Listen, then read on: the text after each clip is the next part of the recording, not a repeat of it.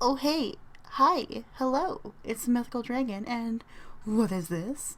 It's only taken me almost 4 months to return to Unique History, but Unique History is back! Hello! And I'm so sorry it's taken so long to do this. I've just hit a huge big snag on all of the proper websites that I've gone to research and to find cool things to share with you all.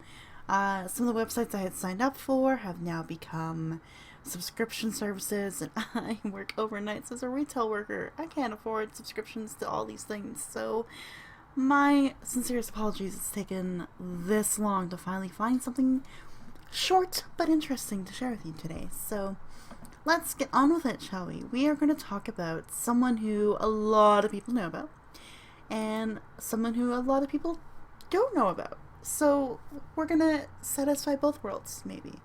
And we're going to talk about a person named Joan of Arc. So we'll go through this article here. It's just pretty simple. It's from history.com.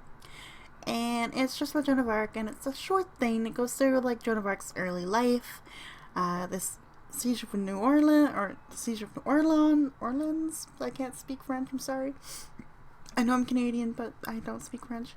Downfall of Joan of Arc, where she is burned at the stake, and then from witch to saint.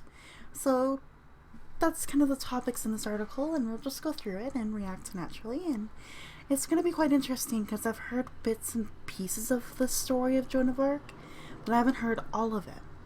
So this will be quite a nice little oh, what kind of mood for me. So hopefully you guys will enjoy. So let's begin. Joan of Arc, a peasant girl living in medieval France, believed that God had chosen her to lead France to victory in its long-running war with England. With no military training, Joan convinced the embattled Crown Prince Charles of Valois to allow her to lead a French army to the besieged city of Orleans, where it achieved a momentous victory over the English and their French allies, the Burgundians. After seeing the prince crowned King Charles VII, Joan was captured by Anglo-Burgundian forces, tried for witchcraft and heresy, and burned at the stake in 1431 at the age of 19. By the time she was officially canonized in 1920, the Maid of Orleans, as she was known, had been considered one of history's greatest saints, and an enduring symbol of French unity and nationalism. Wow. So, this figure in history is infamous. I don't know why. They kind of alluded to a few things here, helped the French win a victory over Orleans and stuff like that. But I did not know she died at 19 and was tried for witchcraft. I'm very interested in hearing more about how they thought she was a witch. Because, in the medieval time periods, people were witches for many different reasons, whether it was able to get a really awful stain out of clothing very, very well, to even just having a weird twinkle in their eye, or the way they talk or spoke, or the way they behaved could get you tried for being a witch. So I wonder if one of those reasons, or maybe she was such a great fighter that people are that can't be real. She's got to use magic to be a good fighter. This could be something like that. So I suppose we'll find out more, but my goodness. She was officially canonized in 1920. I just realized it's almost 500 years later. It took 500 years for her story to come out. Weird. I want to know why. Well, I guess we're going to find out why. Duh. Here we go. Joan of Arc's early life. So born around 1412, Jeanne d'Arc, or in English, Joan of Arc, was the daughter of a tenant farmer, Jacques d'Arc, from the village of Domremy in northeastern France. She was not taught to read or write, but her pious mother, Isabelle Ramy, instilled in her a deep love for the Catholic Church and its teachings. At the time, France had long been torn apart by a bitter conflict with England, later known as the Hundred Years' War. I know a little bit about the 100 Years' War because it actually directly affected Canada when Canada and the North America was discovered by Columbus and all that kind of stuff. Hundred Year War affected us because it ended up being like a 7 years war within Canada and for property and like territory and all that kind of stuff. So this history is pretty known to me, but Joan of Arc herself, not really. But growing up, she was actually living during the 100 Years War that prefaced all the territorial like conflicts between like England and France and all the other kind of European nations that really led into this big imperial colonization of the world. So yeah, she was basically, at the time of her growing up, France had long been torn apart by a bitter conflict with England, later known as the 100 Years War, in which England had gained the upper hand. Okay, so around those years there, during her childhood, she knew about this war, it was happening around her, but England started to gain the upper hand on France. Cool. Set that context there. Good to know. A peace treaty in 1420 disinherited the French crown prince Charles of Valois amid accusations of his illegitimacy, and King Henry V was made ruler of both England and France. Okay, so history's weird, right? Because when you hear something like that, like they basically dethroned the crown prince Charles of Valois and then made an English king the king of both England and France, that doesn't sound peaceful to me, right? That sounds like the French would be very bitter. It sounds like they would be like, I don't want to get ruled by an English boy. And I'm pretty sure there would be like a lot of conflict with that, right? I guess we'll find out. His son, Henry VI, succeeded him in 1422. Along with its French allies, led by Philip the Good, Duke of Burgundy, England occupied much of northern France, and many in Joan's village, Domremy, were forced to abandon their homes under threat of invasion. Ooh. That's, again, some more bitter resentment there, building and building and building. If you were living in northern France at that time, I don't think I would be happy. I think that would not be a good experience at all.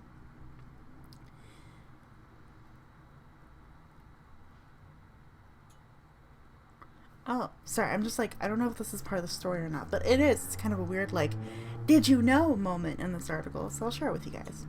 Did you know, in a private audience at his castle at Chinon, Joan of Arc won the future Charles VII over by supposedly revealing information that only a messenger from God could know. The details of this conversation are unknown. Weird. Maybe this is where the witchcraft comes in. Maybe she revealed information to Charles VII despite no one else knowing about the information, and that could be like maybe suspicion of witchcraft. Oh, I'm getting all into the theories already. I'm getting all like conspiracy theory. Just picture me in front of like a big cork board with like little red lines everywhere. That's me right now in my brain. At the age of 13, Joan began to hear voices. Uh-oh. Okay, great. More witchcraft. Here we go. So at the age of 13, Joan began to hear voices, which she determined had been sent by God to give her a mission of overwhelming importance, to save France by expelling its enemies and to install Charles as its rightful king. As part of this divine mission, Joan took a vow of chastity. At the age of 16, after her father attempted to arrange a marriage for her, she successfully convinced a local court that she should not be forced to accept this match. Great. I guess if you got the power of God on your side, yeah, that would work, I suppose, right? Wow. That's a really weird little, like, did you know moment. But it does lead to the story, because I was at the age of 13. 3 years later, she just managed to win kind of a little bit of a court battle about being married and was accepted. Like that, she won. So now, Joan of Arc and the Siege of Orleans. I'm going to say Orleans. It's probably not Orleans, but whatever.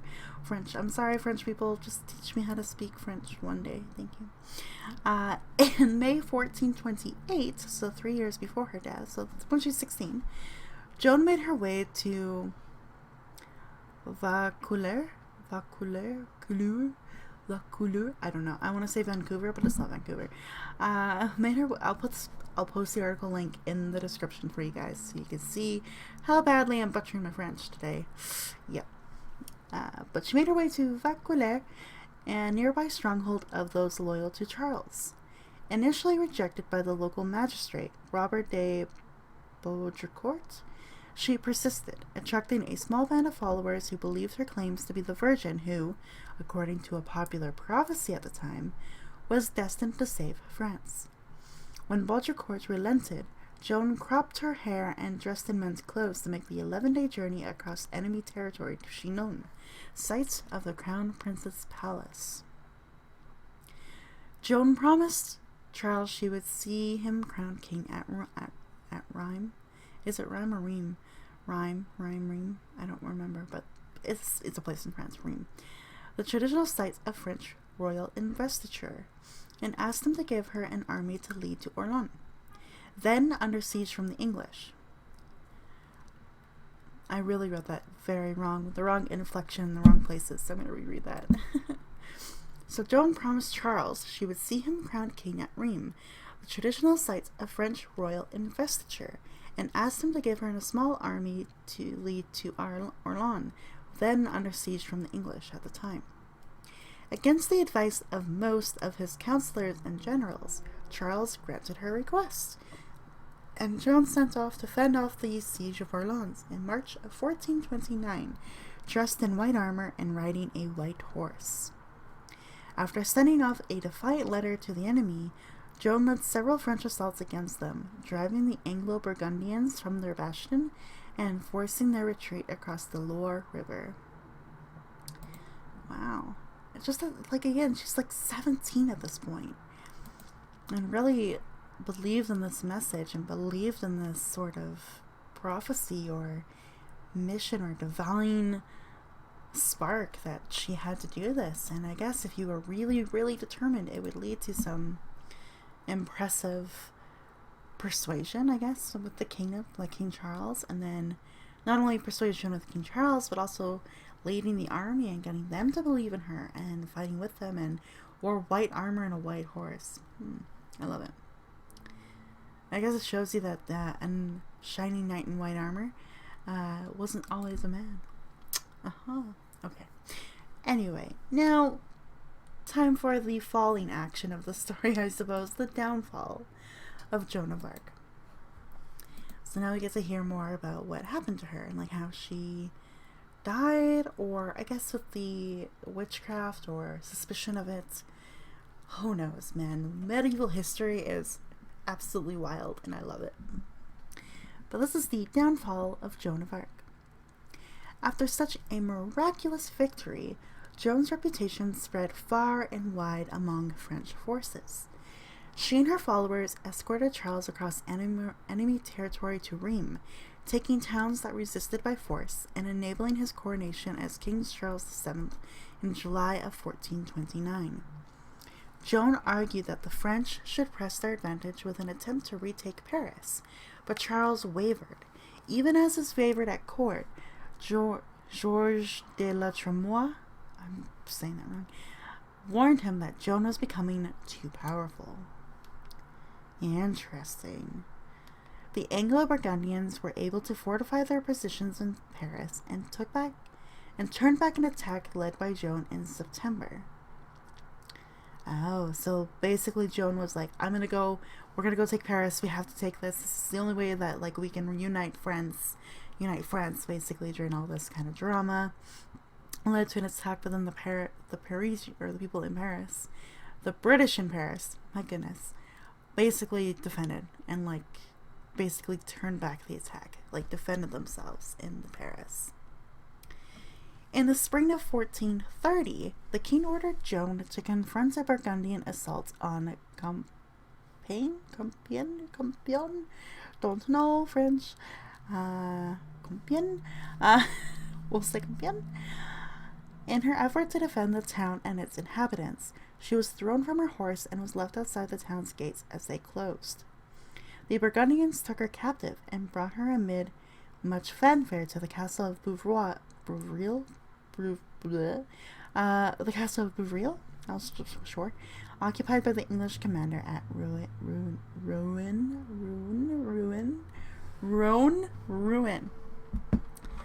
So that's unfortunate. But if you think about it, the king made her go do it. So, but at the same time, though, the king knew her divine whispers from God saying that she had to do this. So maybe he used her to her advantage, and Joan was a little bit blind to it. Never know, things happen in history, and human nature is not easy to predict, of course. So, but the English captured her and brought her back basically to a stronghold that the English held in France.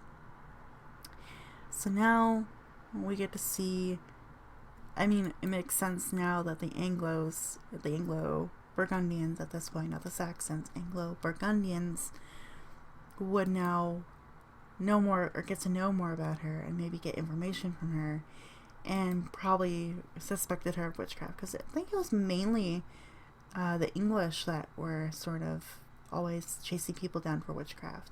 I don't know if it was widespread across Europe or not. I have to refresh my memory on that, but it makes sense now that she was captured by the English, that the English was like, oh, yeah, she's crazy. We gotta burn her. Let's see if I'm right. That's my prediction. We'll see if I'm correct. So Joan of Arc burned at the stake.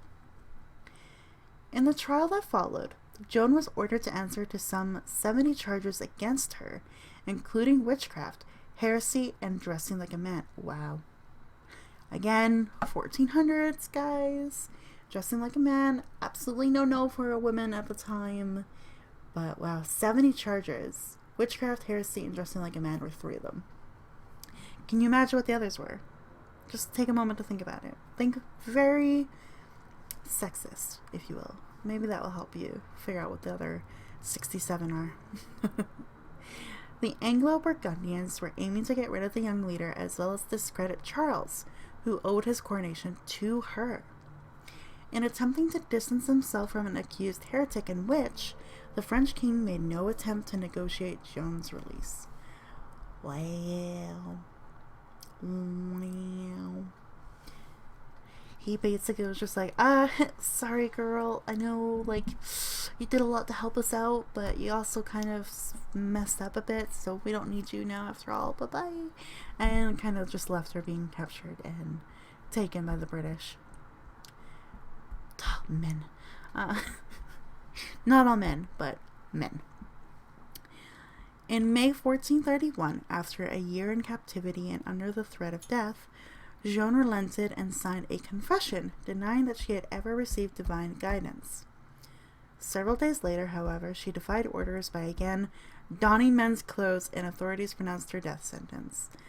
I love it.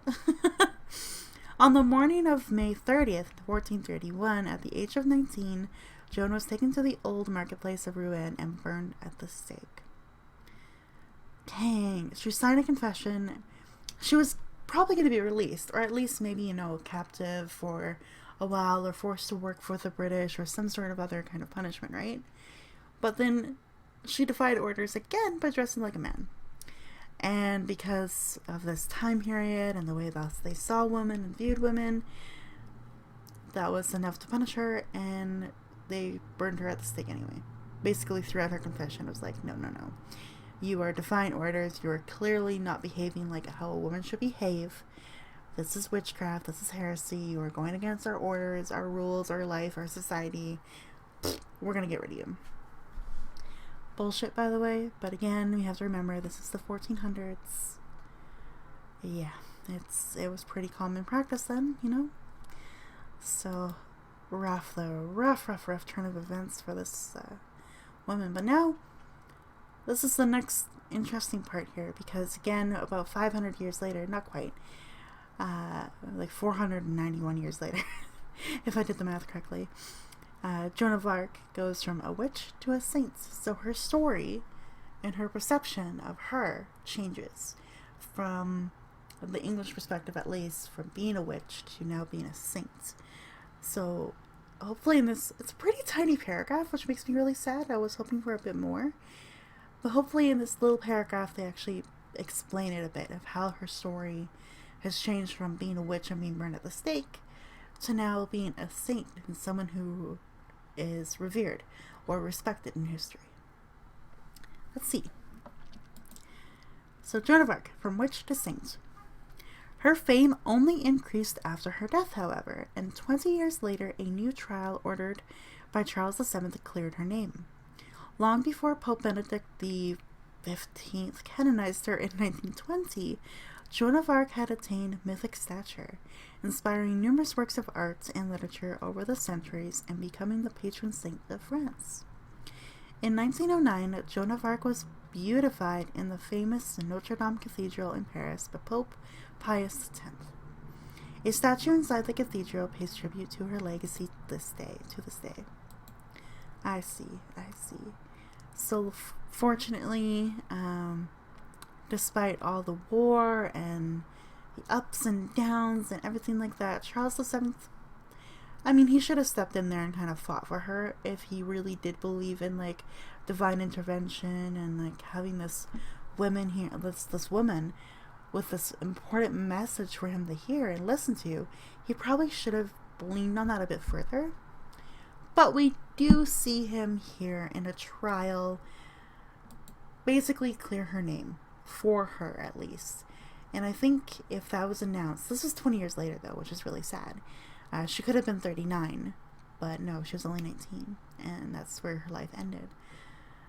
That's the sad part with this, I think, for me at least.